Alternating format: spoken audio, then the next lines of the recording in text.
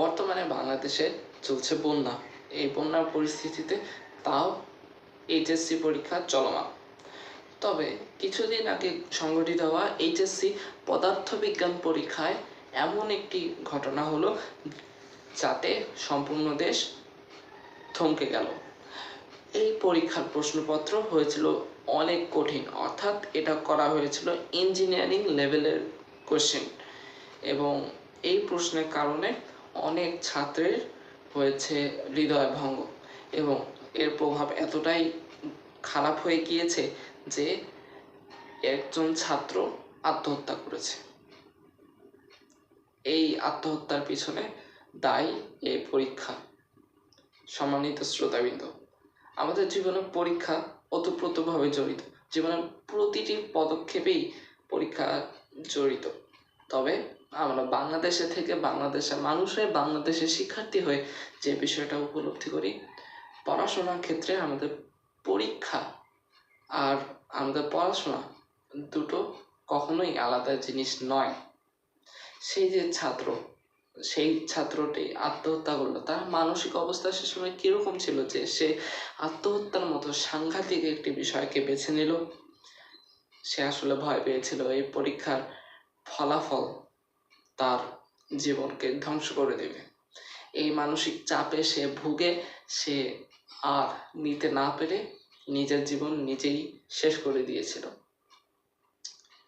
পরীক্ষা এমন একটি বিষয় যেখানে আগে আমরা কি পড়াশোনা করেছি সেটার একটি যাচাই প্রক্রিয়া। এই প্রক্রিয়ার মাধ্যমে আমি কতটা পরিশ্রমী এটা ফুটে ওঠে। পরীক্ষা বাংলাদেশে হোক কিংবা যে কোনো জায়গায় হোক, এটা খুবই সাধারণ একটি বিষয়। পরীক্ষা অবশ্যই আমাদের পড়াশোনায় অনেক সাহায্য করে, কারণ দেখা গিয়েছে এক গবেষণায় যে যেই সকল শিক্ষা প্রতিষ্ঠান দৈনিক পরীক্ষা নেয় তাদের ছাত্ররা বেশি ভালো করে। কারণ দৈনিক পরীক্ষা থাকলে দৈনিক পড়াশোনার একটা বাড়তি চাপ থাকে, বাড়তি কারণ থাকে যে পড়াশোনা করে আসতে হবে একজন ছাত্রকে। ফলে সে প্রতিদিনের পড়া প্রতিদিন করে। এই করার ফলেই সে আর পড়া জমিয়ে রাখে না। পড়া জমিয়ে না রাখলে আসল পরীক্ষার সামনে সে একদম ফ্রি হয়ে পরীক্ষা দিতে পারে।